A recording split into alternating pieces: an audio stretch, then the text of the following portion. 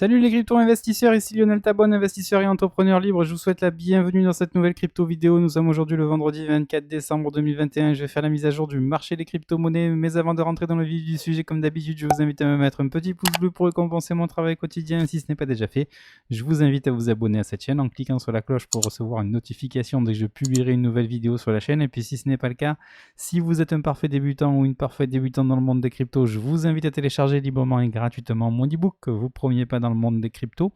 Pour cela, c'est très simple. Vous cliquez sur le lien qui est juste en dessous de cette vidéo, vous m'indiquez votre adresse mail et je vous envoie tout ça dans votre boîte mail. C'est comme ça, c'est pour vous, c'est cadeau. Rebond assez important sur le secteur des crypto-monnaies, un BTC qui prend près de 6% à 51 200 $. Le TH qui suit à plus de 3,5%, 4114 $. On a quelques tokens dans le rouge avec XRP qui recule de 0,6%, mais qui avait quant à lui surperformé le BTC durant les derniers jours, là, donc c'est un petit peu normal. Et on reste au contact des 1 $ à 98,5 centimes très exactement. Avax également dans le rouge, mais qui lui aussi avait monté, donc on est à 121 $, on perd 3%. Celo également dans le rouge, Léo dans le rouge, Matic qui perd 2% à 2,61 $, CRV, HT et OKB également dans le rouge, et tout le reste c'est du vert. Solana sur les 190 $ à 5% d'augmentation, le NIR dans le vert foncé, le VET sur les 9 centimes dans le vert foncé, ICP également sur les 27 ou les 28 $, j'arrive pas à voir. Luna plus de 13%, 99 $. EGLD et Algo sont dans le vert, Algo à 1,47 $. EGLD, j'arrive pas à voir. Cardano, 1,48 $, plus de 10%. Le Dodge, près de 18 centimes à plus de 7%. LTC, 166 $. Le Shiba qui reprend 10%, HEX également 11% à 30 centimes, le CRO sur les 61 centimes, AVE dans le vert foncé, j'arrive pas à lire également, FTM sur les 1,94 $. Bref, voilà, on a vraiment des belles hausses pour l'ensemble des altcoins, c'est assez normal hein, quand on a le BTC qui prend 5%, on a les altcoins qui peuvent aller à 10, 15, 20, voire 30% de hausse, c'est assez classique. Allez, on passe au Crypto Fear and Greed. Alors je vais quand même enlever les fenêtres là parce que le Mac il est un petit peu en PLS, donc dès que je peux réduire des fenêtres je vais le faire. Le Crypto Fear and Greed Index qui était hier encore dans le Fear passe in extremis dans le neutre à 41 points, il me semble que la limite c'est 39 ou 40 points, donc on est in extremis dans le neutre et ça c'est plutôt sympa d'avoir des hausses qui ne se font pas dans le grid. On est encore, voilà, on sort du fear, donc tout doucement, on pose notre bottom tranquillement, c'est relativement sain. On a des réseaux sociaux qui, eux, sont restés imperturbables depuis déjà des jours, des semaines, des mois et qui restent très souvent sur le up, et l'order flow qui lui est dans le buy une fois n'est pas coutume. Grayscale qui hier avait fait une petite impasse, bien ça y est, hein, on a repris les échanges. Regardez la colonne des 24 heures, hier on a vendu 35 BTC, 214 ETH et 1000 ETC, on a vendu également du LTC, du BCH, du Mana, on a vendu toutes les lignes du portefeuille hier. En hebdomadaire, on reste avec de la vente de chaque ligne à l'exception de Mana, Solana et le BAT, et également en mensuel la même chose avec un achat également sur Phil, Link, BAT, Solana, LPT et Mana. Voilà, toujours la même stratégie du côté de Grayscale. On passe à Riot Blockchain, cette action sur le marché américain hein, qui traduit plus ou moins la présence des institutionnels sur le secteur des crypto-monnaies. Il me semble que c'est une action qui est en relation avec le minage de crypto-monnaies. On avait ici un flag baissier, hein, c'est-à-dire un drapeau baissier matérialisé par ce mât ici, ou plutôt le mât ici entre les 80 $ ici pour prou et les 43 $. Un canal relativement haussier qui a été cassé par le bas, et actuellement on est vraiment en train eh bien voilà, d'essayer de sauver les meubles sur les 21 $. On est en train de faire une bougie haussière, c'est une englobante haussière a priori. On va quand même attendre la fin de la semaine hein, puisqu'on a un graphique en unité de temps hebdomadaire, mais quand vous avez comme ça une bougie qui ouvre en dessous de la clôture d'ouverture de la bougie rouge précédente et qui clôture au-dessus de l'ouverture de la bougie précédente, c'est une englobante haussière qui pourrait traduire une future hausse. Regardez, on en avait une ici par exemple, c'était le 1er février 2021, on avait complètement englobé le corps de la bougie précédente et regardez derrière on avait eu une sacrée hausse, donc c'est peut-être ce qui est en train de se préparer, même si on reste pour le moment en tendance baissière, puisque regardez on est en dessous d'une moyenne mobile à 20 séances qui descend, on est quand même en dessous d'un premier arrêt suite à la précédente jambe de baisse, donc pour le moment sur Riot Blockchain on a plus de probabilité de faire des plus bas que de repartir en tendance haussière. Maintenant, voilà, on peut toujours être amené à un moment ou à un autre à poser un véritable bottom et à réintégrer dans un premier temps notre canal ici, aller attaquer les 38,2 et rejoindre la box rouge, mais il y a quand même encore beaucoup de chemin. L'index du dollar qui connaît une semaine relativement rouge puisqu'on efface l'ensemble des gains de la semaine dernière. On est toujours en train de travailler les 50% de Fibonacci de la précédente baisse. Je vous rappelle que voilà, on est parti de 102,98 points pour descendre sur les 89,2 points. Grosse jambe de baisse donc qui a été stoppée par une figure classique en forme de W ici, dont on a cassé la ligne de coup ici en jaune. Voilà, on l'a cassé fin septembre 2021, on a fait un petit pullback dessus, ce qui est relativement classique, et on a cassé les 38,2 de Fibonacci, et là on est sur les 50%, sachant que voilà, l'objectif c'est toujours la box rouge ici, la zone de rechargement de short. Donc pour le moment, le dollar qui est en train de latéraliser sur les 50% de Fibonacci. L'inflation, quant à elle, est toujours en tendance haussière. Regardez ici, on est passé quand même de moins 56 points à moins 8 points en l'espace de quelques mois maintenant, ou voire quelques... Oui, c'était quand ça? C'était depuis le Covid, voilà, 9 mars 2020. Donc on a depuis le 9 mars 2020 imprimé beaucoup d'argent au travers des différents quantitative easing, que ce soit ceux opérés par la BCE comme par la Réserve fédérale aux États-Unis. Il s'en est donc suivi une grosse tendance inflationniste ici, et on a les 38,2% de Fibonacci qui sont largement préservés. Regardez ici, on est en train de casser la neckline sur les moins 20,28 points. Si on cassait cette neckline là derrière, on pourrait avoir comme objectif de tester la résistance oblique baissière et de la casser par le haut pour avoir une continuation haussière et donc bien une dévaluation de la monnaie qui continuerait et qui donc serait de bon augure pour l'ensemble des actifs risqués, bien évidemment. La bonne surprise du jour qui va bien avec le gros rebond qui est actuellement sur le secteur des crypto-monnaies, regardez, c'est le graphique de la market cap avec une très jolie bougie, alors qui n'est pas encore définitive, hein. Regardez, on est en train tout simplement de basculer au-dessus du support oblique baissier ici en vert, on rebascule au-dessus des 38,2% de Fibonacci et au-dessus de la moyenne mobile à 20 séances, ça c'est vraiment nickel. On repart donc sur des valeurs de 2387 milliards de dollars pour la capitalisation du secteur des crypto-monnaies.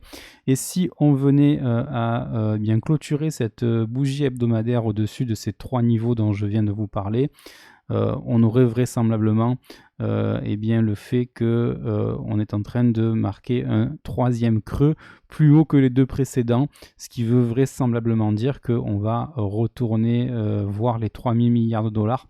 Et vous l'avez compris, si on va retrouver les 3000 milliards de dollars, on aura vraisemblablement à cœur de casser ces 3000 milliards de dollars et de retourner, ou plutôt d'aller directement dans notre fameuse garage zone ici. Au niveau des Fibos, on est à 1,618 et 2, c'est-à-dire entre les 3473 milliards de dollars et les 4000 milliards de dollars. Bien évidemment, ça signifierait que nous sommes repartis dans une tendance haussière pour l'ensemble du secteur des crypto-monnaies, puis ça colle un petit peu avec la mise en place des bottoms d'hiver, et donc l'euphorie qui va gagner ce secteur de crypto-monnaie en ce printemps 2022. Je voulais justement partager avec vous quelque chose, voilà, que j'ai dû mettre dans mes dossiers. Ici, voilà, c'était l'étude d'une bulle de marché, la courbe d'une bulle, quand même assez intéressant de toujours se rappeler quand même la tronche de la gueule, oui, ça se dit. Non, ça se dit pas. La gueule de cette courbe qui est très très très importante. Regardez, marché des cryptos qui ici était en légère tendance haussière depuis plusieurs années, hein, depuis la création du BTC. Petit bear trap qu'on a connu depuis le mois de mai 2021, et on pourrait être à ce niveau-là, ici au niveau de l'attention des médias, et être voilà dans un réveil maintenant de l'ensemble du secteur des crypto-monnaies. On le voit, on a beaucoup de publicité au niveau des médias, beaucoup d'investissements marketing, publicitaires, etc. de la part de crypto.com, de FTX, etc., etc. Les exchanges n'ont jamais autant gagné d'argent, et maintenant on va attaquer maintenant le public, hein, puisque là on était quand même dans une zone ici temporelle qui était plutôt liée aux investisseurs institutionnels. Ici, regardez, la smart money juste avant. Donc maintenant, on va rentrer un petit peu dans cette zone où le public va commencer à prendre conscience que le secteur des crypto-monnaies est un secteur qui qui fera partie de l'avenir. On le voit maintenant avec Metaverse, Facebook qui s'appelle plus Facebook mais Meta, le Web 3.0 qu'on voit un petit peu de partout fleurir en tant que mot-clé sur Internet. Donc le public va arriver, ça va amener encore de l'argent frais. Derrière, on va avoir une grosse hausse ici. Et lorsqu'on verra notre M weekly, voire notre M mensuel, avec la validation de la cassure par le bas ici de notre ligne de coût, il faudra vraiment partir et prendre nos profits, parce que ceux qui vont rentrer ici, malheureusement, eux, ils vont se faire défoncer, bien évidemment. Voilà, donc ça c'était une petite parenthèse dans l'analyse du jour. Donc ici, on est en train de matérialiser un gros creux en espérant que ça va tenir. On arrive à la fin de l'année, donc voilà, on est vraiment en train de poser des bottoms. Vous allez le voir sur les altcoins tout à l'heure, on va en parler. Très intéressant. On peut regarder un petit peu les indicateurs techniques ici dans cette unité de temps. On est toujours à l'intérieur de figures de compression. Regardez ici le momentum qui a trouvé son support et son rebond, donc ça c'est plutôt pas mal. Même si on reste négatif, prudence, attention.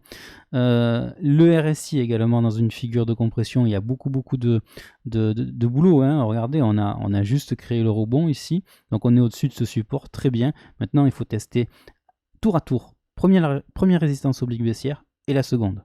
Voilà, il y a encore du chemin, hein. On est toujours sous les trendlines qui sont négatives au niveau des indicateurs techniques. Néanmoins, voilà, la mise en place de ce bottom ici est très encourageante. Au niveau de William, toujours pareil, on est au milieu de la box verte, donc il n'y a rien d'alléchant, on va dire, hein. Toujours en dessous de la courbe de signal. Donc pour le moment, tant qu'on ne revient pas ici dans la zone de surachat, on ne peut pas dire que la tendance repasse haussière.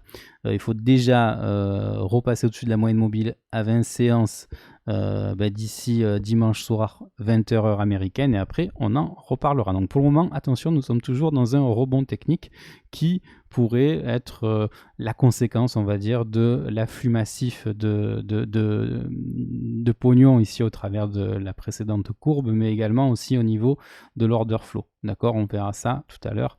Au niveau de l'order flow avec les spreads notamment, le S&P qui lui est toujours en train de monter. Regardez, il s'appuie depuis quelques jours maintenant sur la moyenne mobile à 20 séances de ce graphique que je regarde toujours en unité de temps hebdomadaire. Donc pour le moment, on est toujours à l'intérieur de ce range. Est-ce qu'on va le casser par le haut? Tant qu'on reste à l'intérieur, il ne se passe rien. On ne peut pas dire qu'on ait une direction claire. Il faut vraiment le casser par le haut ou le casser par le bas pour avoir une direction claire. Concernant le S&P, on le voit, puisque au niveau des indicateurs techniques, là encore, on est toujours à l'intérieur de zones de triangle de compression. Donc voilà, pour le moment, on ne sait pas. Ici, pareil, canal haussier, petit double bottom qui est en train de se mettre en place. Bien évidemment, là, il faudra casser la neckline ici pour vraiment valider ce W. Voilà, donc les 65 points, on verra ça dans les jours à venir. Et William, par contre, qui lui est très bien orienté depuis hier déjà, on est dans la zone de surachat, donc tout va bien. On est en train de valider également la neckline pour valider ce W. Donc William, lui, il nous dit que ça y est, on est reparti en tendance haussière. on verra si les deux autres indicateurs techniques eh bien, se mettent un petit peu en accord avec lui. Petite préoccupation qui est la mienne, c'est bien ce graphique ici des Open Interest avec comparé justement au prix du Bitcoin en jaune. À chaque fois qu'on titille un petit peu la courbe bleue et la courbe jaune, on pose des tops, et inversement, quand elle s'éloigne, on pose des bottoms. Donc là, bon, on la touche pas, mais voilà, les deux courbes sont en train quand même de se rapprocher dangereusement. Il faudrait vraiment que les Open Interest commencent à rebaisser maintenant. Mais voilà, c'est normal que ça s'affole un petit peu, puisque là, on a un rebond technique, donc peut-être qu'il y a des gens qui sont vraiment en train d'acheter. La courbe du BTC, ça c'est l'unité de temps hebdomadaire. On voit également que si on reste comme ça d'ici dimanche soir, 20h, on voit vraiment que les 50% de Fibonacci dont je vous parle depuis quelques jours, notamment les 48 827 $, c'est vraiment pour moi un prix qui est un prix pivot tout simplement, puisque à de nombreuses reprises ce prix a joué le rôle de gros support et de grosses résistances.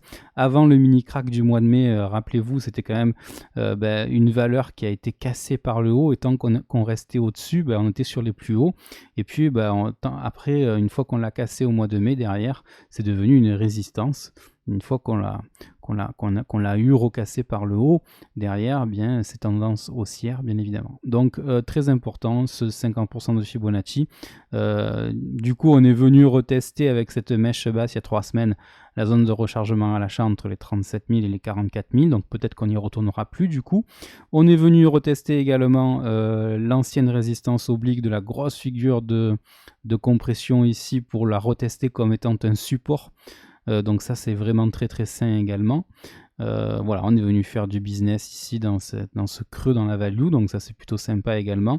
Et les indicateurs techniques, ils se sont détériorés. Maintenant, peut-être qu'on est en train de poser un bottom. Donc ça, je ne vais pas faire non plus une analyse poussée en hebdo pour le BTC. On va revenir en unité de temps journalière pour vraiment se rendre compte du fait que justement on a cassé cette figure de biseau descendant. Je vous en parle depuis déjà plusieurs jours.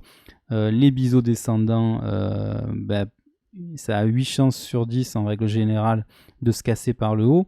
Donc c'est un petit peu ce qui est en train de se passer. Là, on ne voit pas très bien, mais la moyenne mobile à 20 séances, elle est vraiment en train, regardez, de s'aplatir. Donc du coup, on est passé d'une tendance baissière directement à une tendance neutre sur le Bitcoin, donc ça c'est plutôt pas mal. Maintenant, moi ce que j'aimerais, c'est que derrière la trendline, on ait plutôt des structures qui se forment en forme de W. Voilà, j'aime bien les figures en forme de W derrière les trendlines baissières qui ont été cassées par le haut. Donc c'est mal dessiné, mais j'arrive pas, avec cette souris là, j'arrive pas à dessiner ça. Donc un joli W, pourquoi pas, avant de repartir vers le nord, voilà, histoire d'aller rechoper encore des prix dans la zone de rechargement à l'achat entre les 45 600 et les 50 637. Maintenant, il y en a qui peuvent se dire que là, on a un W. Il n'est pas tip top ce W là, honnêtement. Voilà, la ligne de coup ici, on va regarder en close line, mais c'est pas un W qui me plaît trop. Voilà. Bon, ici, un tout petit W, mais honnêtement, c'est pas non plus hyper propre, quoi. Voilà, j'aurais préféré un gros W comme ça. Vous voyez, ici on a vraiment un double bottom qui s'est mis en place. Alors vous me direz, ici c'est pareil, derrière la trendline on n'a pas eu de W, on est monté sans discontinuer. Donc peut-être que voilà, ça va suffire pour continuer notre petit bonhomme de chemin. Pour le moment, c'est bien, on a cassé notre biseau descendant. On est en train de retester les 61,8% de Fibonacci. Donc, que demande le peuple ici? Regardez, gros creux dans la value ici, donc peut-être qu'on va aller faire du business un petit peu dans ce creux-là. On est entre les 49 460 $ et les 54 000 $. Tout simplement, on va retester les 50% de Fibonacci de notre ancienne phase de hausse, donc c'est plutôt pas mal. On pourrait retracer les Fibos de la dernière jambe de baisse, du coup, ça pourrait être intéressant. Par contre, je vais vous le tracer en H4, parce que sinon, on va rien y voir. Voilà, donc là, on avait tracé déjà, souvenez-vous, beaucoup de de sommets et de creux qui pouvaient être assez intéressants pour les traders d'aller chercher en termes de stop. Alors je me suis encore fait avoir avec... je comprends pas TradingView, je comprends pas, je suis même pas sur le pinceau.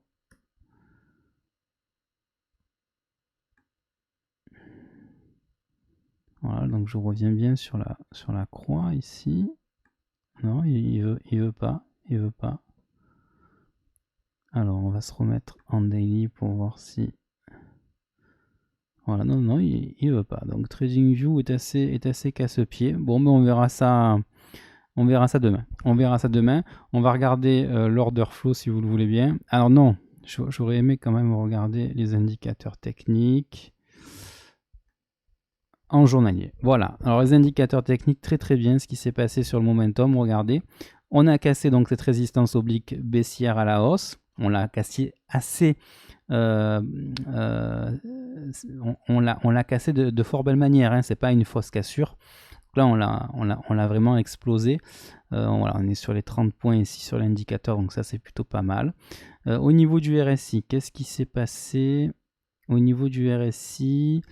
Alors là je crois qu'il y a des choses qui ont disparu. Décidément TradingView il est vraiment casse-pied avec ça. Voilà, il marche plus. Voilà, je sélectionne le trait, il marche plus. Super. Voilà, il marche plus. Donc il y avait une résistance oblique ici, elle a été cassée par le haut, on le voit bien d'ailleurs. Voilà, donc bon, ça a été fait. Donc du coup, les indicateurs techniques sont assez intéressants. Donc on casse des résistances sur le momentum, sur le RSI et sur le cours, donc il n'y a pas mieux. Et William, regardez William qui est en train de se diriger maintenant petit à petit vers la zone de surachat. Tant qu'on reste dans la box verte, bon, ben, on peut pas traduire ça par une vraie tendance haussière. La volatilité qui baisse, et ce qui est très sain, c'est une très bonne nouvelle, c'est qu'on a toujours des spreads négatifs et en plus des valeurs qui sont très basses, plus basses que les précédentes. Donc ça veut dire qu'on a des gens qui sont en train de shorter ce marché, cet actif, et donc du coup ça milite pour un rebond qui perdure, pourquoi pas. Voilà. Allez. L'order flow, regardez un journalier ici, on voit bel et bien que les spreads restent en territoire négatif et ça c'est plutôt sympa pour poser des bottoms. On a des intérêts également qui sont assez réduits, donc de ce côté-là tout va bien. Des open interest quand même qui montent légèrement et je pense qu'on est encore en train d'accumuler du vendeur, ce qui fait que, à mon avis, on peut encore monter tout simplement, puisque si on accumule du shorter, on crée des prix de liquidation au nord, donc ça c'est plutôt pas mal. Au niveau de l'ETH, c'est bien également, hein, puisque au niveau de l'ETH, on revient carrément au-dessus du premier arrêt, ce qui veut dire que toute la baisse là, qui a eu lieu depuis les 4860 $ jusqu'aux 3760 $, c'était à considérer comme étant un piège baissier, et tant que les 38,2% de Fibonacci à 4018 $ tiennent, eh bien ça veut dire qu'on a plus de chances de faire des plus hauts que des plus bas. Là encore, hein, les indicateurs techniques, c'est pas mal. Ici, on avait déjà cassé la résistance oblique. On a actuellement un pullback qui est en train de se mettre en place. Ici, attention au W qu'on avait validé ici. Du coup, on est en train de recasser la neckline par le bas. Il faut vraiment surveiller ça. Mais pour le moment, voilà, le momentum qui est repassé en territoire positif, hein, ce qui veut dire que ce sont les haussiers qui restent aux commandes. Et le RSI, là encore, regardez, on a cassé la trendline ici par le haut. Donc, c'est très bien. Au niveau du RSI. Regardons William, pareil que sur le BTC, on est toujours dans la box verte, mais voilà, un William qui s'améliore quelque peu. Et au niveau des spreads, il commence à partir vers la ligne des zéros, hein. Voilà, on est plus sur le spread négatif maximal. Donc sur le TH, ça rachète un petit peu plus. D'ailleurs, on va le voir ici sur CoinAnalyse, voilà, ici on revoit que les spreads maintenant sont en territoire positif, ce qui veut dire que y a des gens qui commencent à parier sur les contrats dérivés sur le TH à l'achat. Donc c'est ce qui pourrait peut-être un petit peu freiner la hausse de l'ETH. Alors pas dans l'immédiat, puisque bon, au moment où on repasse en territoire positif, on a quand même des prix et des spreads qui sont en accord, mais à un moment ou à un autre, quand il y a trop de spreads qui sont positifs, derrière on a un nettoyage par le bas. Pour le moment, voilà, on reste quand même relativement voisin des zéros, donc voilà, pour le moment tout milite pour la poursuite de la hausse. La BTC dominance qui est au niveau de son range, dans le bas de son range, ce qui veut dire que l'ensemble des capitaux sont toujours plutôt orientés vers les altcoins, donc voilà, c'est quand même intéressant également.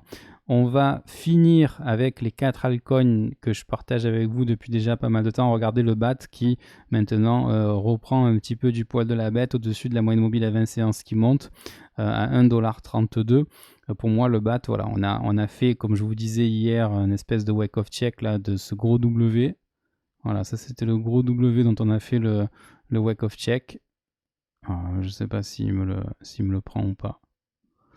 Il ne doit pas me le prendre. Décidément, je pense qu'il y a un problème avec le pinceau sur TradingView aujourd'hui. Donc en fait, on avait un gros W ici. Et derrière, on revient tester la ligne de coup. Ça s'appelle le wake of check. Donc on l'a fait ici sur les 96 centimes. Et maintenant, on repart vers le nord. C'est relativement classique quand on a un W comme ça sur des unités de temps longues. Au niveau du Chili's, c'est bien également. On quitte maintenant les 24 centimes. On avait justement bouffé ce bottom là.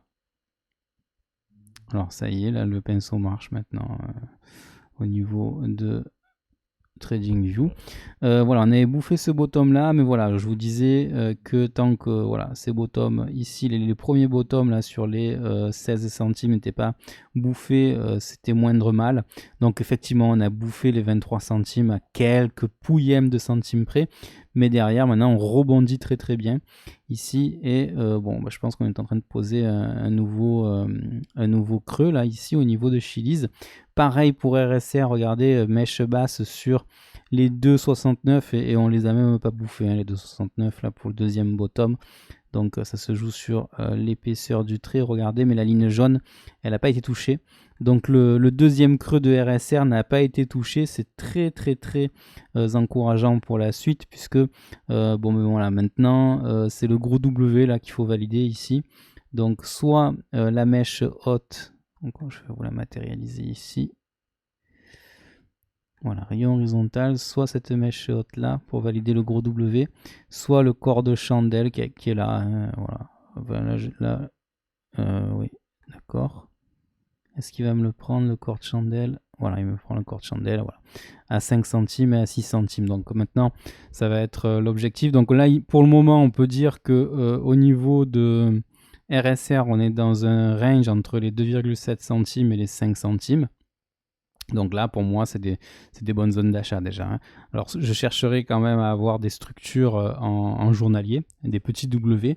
Mais vraiment, là, on est dans la zone de rechargement à l'achat, me semble-t-il. Si je trace mes Fibo, on est bon là. Voilà, on est bon. XRP également, pareil. XRP, on avait bouffé ce bottom là, et puis grosse mèche basse. Et je pense qu'il y a des wells qui ont récupéré du XRP sur les 60 centimes, 55 centimes et qui se sont gavés. Et derrière, voilà, le bottom ici sur les 85 centimes qui est récupéré de fort belle manière. Et je pense que là, on a tout simplement un M ici qui est en train d'être emprisonné dans un gros W. Et ça, c'est hyper bullish. Voilà. Donc le XRP qui corrige un petit peu, mais honnêtement, voilà, il avait un petit peu d'avance par rapport à l'ensemble du marché, que ce soit le BTC et le TH. C'est pour ça que le XRP, je le mets parmi les 4 altcoins, parce que pour moi, c'est un indice de la tendance du marché. Avec BNB, je trouve que ce sont deux tokens qui sont plutôt précurseurs en termes de tendance. Voilà. On va regarder un petit peu mon portefeuille, voir un petit peu si les prix se sont mis à jour sur mon portefeuille qui bien évidemment lui se porte un petit peu mieux. Vous le voyez là, je crois qu'on a repris les 40 000 $, donc ça se remet à jour. En tout cas, on a un portefeuille qui se rapproche de plus en plus des 40 000 $. On va laisser le temps au Google Sheet de se mettre à jour, donc plutôt sympa. J'ai bien fait de rien toucher, surtout de rien vendre, et comme je vous le disais, maintenant on est plus près des bottoms d'hiver 2021-2022 que de continuer notre baisse. Donc voilà. Un portefeuille sur les 30 920 $, ça fait 142,37% de ROI, ça fait 24 840 $ de bénéfices nets depuis le mois de février 2021, date à laquelle je vous rappelle que j'ai investi un petit peu moins de 17 000 $ sur ce portefeuille, 14 540 € très exactement. Bien évidemment, comme j'ai un portefeuille qui monte en valeur, j'ai plus de 33,8% maintenant en cash et 66% en crypto. J'ai une soixantaine de cryptos qui représentent un petit peu moins de 2%, un petit peu moins de 3% de mon portefeuille, à l'exception de ETH, XRP, VET et BAT. Il faudra vraiment que j'allège sur ces 4 tokens-là. L'idée c'était d'avoir un portefeuille qui avoisine les 100 000 $ à la fin de l'année 2021. Forcément, on n'y arrivera pas. Mais voilà, je reporte mon objectif pour le printemps 2022 en espérant que la phase de bull run puisse nous permettre d'atteindre cet objectif. Je voulais également maintenant commencer à vous présenter des altcoins qui peuvent être intéressants. Je vous en présenterai un chaque jour à partir de maintenant, puisque je pense que voilà, maintenant on a des bons bottoms qui sont en train de se poser maintenant sur les altcoins. Aujourd'hui, je vous présente One Inch. Je vous l'avais déjà présenté il y a de ça quelques mois. D'ailleurs, j'avais investi, me semble-t-il, sur ce creux-là. J'avais même fait un 100%. Et là, on a bien recorrigé. Vous le voyez, on est repassé dans la zone de rechargement à l'achat ici entre les 1,84 $ et les 3 $ grosso modo. Voilà, ça fait longtemps qu'on a des bougies rouges. Je trouve que ça peut être maintenant intéressant d'investir dessus. Bon, on a bouffé le deuxième bottom, c'est vrai, mais voilà, le premier bottom, lui, il n'a pas été bouffé. Donc pour moi, ça peut être intéressant ici d'essayer de revalider un gros W. Alors bon, c'est vrai que c'est pas très académique. J'aurais vraiment préféré ici qu'on reste sur du wake of check et qu'on n'aille pas en dessous des 3,94 $. Malheureusement, avec le BTC qui a pris cher là récemment, forcément lui il en a pâti. Maintenant, ce qu'il faudrait, c'est que voilà, en daily on arrive à avoir des petites structures. Ici on voit que on est vraiment dans la zone de rechargement ici. Alors, c'est quelle zone de rechargement? Celle-là, c'est la zone de rechargement du premier top. On pourrait en retracer une. Par exemple, si je m'en retrace une ici. Voilà, premier arrêt, je prends le bottom, je prends le top. Voilà, on est même en dessous. Hein. On est en dessous. Donc, bon, plutôt pas mal. Mais voilà, on va plutôt conserver celle-là. C'est vraiment celle-là qui est assez intéressante, c'est la toute première. Donc ce qu'il faudrait, c'est avoir des W. On a déjà des W, hein, regardez. Ici, c'est pas forcément évident à voir pour certains débutants. Voilà, ici, ça peut en être un, même si voilà, le second creux, là, il est plus bas que le premier. Par contre, ici, ça peut être un W. Voilà. Premier creux, second creux un petit peu plus haut. Et là, du coup, ligne de coup qui est cassée. Donc, on a un W en bonne et due forme. Bon, ce qui serait bien, c'est d'avoir encore un petit peu plus de W et de développement de structure. Maintenant, on voit que voilà, on est passé au-dessus de la moyenne mobile à 20 séances qui est devenue plate. Voilà, il faudrait que celle-ci commence à remonter un petit peu. Je vais repasser en bougie classique. Voilà, on voit également ici qu'il y a un trou dans la value, donc c'est assez intéressant d'aller venir faire du business ici entre les 3 $ et les 3,87 $. Voilà, on peut se mettre une petite garage zone également, mais ça je vais vous le faire en hebdo pour avoir vraiment les objectifs. Je vous les avais déjà fait là ici, les objectifs. On avait fait du 10 $ et du 12 $. 10-12 $ pour les Fibo, la garage zone. Maintenant, on peut se refaire une garage zone assez réaliste, on va dire, Garage Zone comme ceci, on va prendre la dernière jambe de baisse, celle-là par exemple, sans prendre la mèche. Voilà, pour vraiment essayer de faire quelque chose de réaliste. Et dans un premier temps, on pourrait revenir entre les 6,25 $ et les 7,24 $. Donc voilà, on est largement sur les 100% de bénéfices, ça peut être intéressant.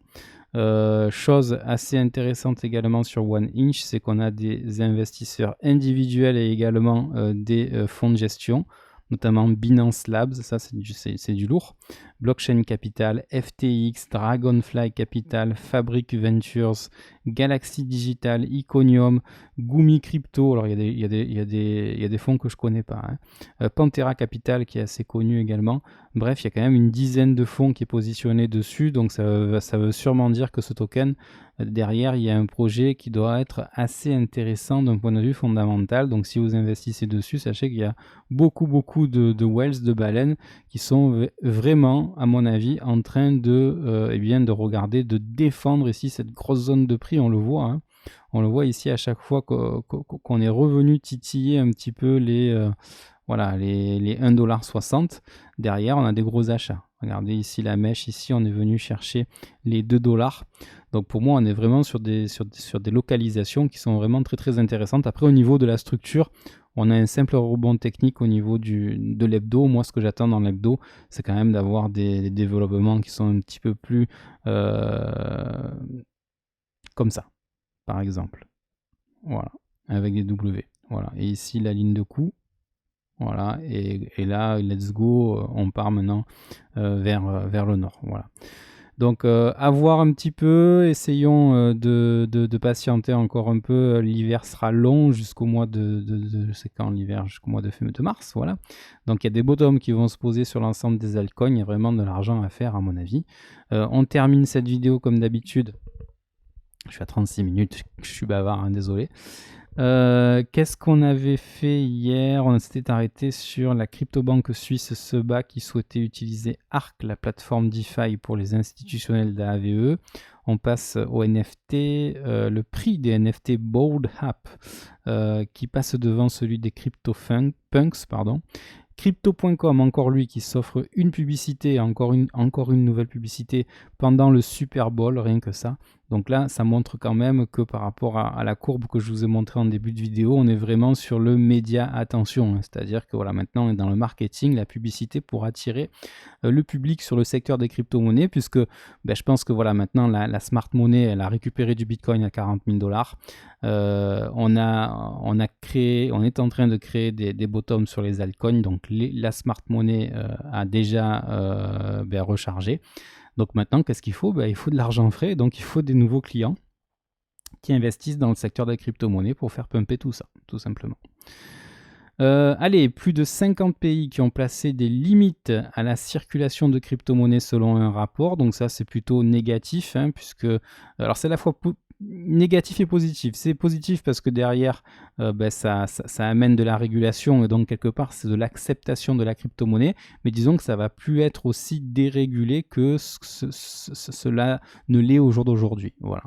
Donc c'est à la fois positif et négatif. Moi, je trouve que c'est quand même très positif dans la mesure où derrière, ça veut dire qu'il y a une acceptation de la part des banques traditionnelles que le secteur des crypto-monnaies, c'est un secteur à part entière qui va se développer encore plus dans les années à venir. Eternal, la plateforme décentralisée au service de l'industrie du tatouage. Tiens donc, comme quoi, vraiment, on a des cas d'utilité qui sont vraiment assez intéressants et diverses et variés. J'aurais jamais cru que le tatouage aurait pu être intéressé par de la crypto. Analyse on-chain du Bitcoin, le Bitcoin conservera-t-il son momentum? Ça c'est un article sur l'analyse technique. Et enfin VersoView, la plateforme de presse qui récompense ses utilisateurs. Ça me fait penser justement à Brave que je suis en train d'utiliser là, qui est français, hein. C'est le navigateur du projet de BAT justement, qui récompense également ses utilisateurs en crypto. Voilà, peut-être un petit peu le même fonctionnement au niveau de VersoView. Voilà, j'espère que cette vidéo vous a plu. Si c'est le cas, je vous invite à me mettre un petit pouce bleu. Si vous pensez qu'elle peut intéresser d'autres personnes, partagez-la. Si ce n'est pas encore le cas, je vous invite à vous abonner à cette chaîne en cliquant sur la cloche pour recevoir une notification dès que je publierai une nouvelle vidéo sur la chaîne. Passez un excellent réveillon de Noël. Et puis quant à moi, je vous retrouve dès demain, hein, le jour de Noël, comme d'habitude, hein, en vidéo. Passez un excellent Noël donc, et puis à demain, ciao.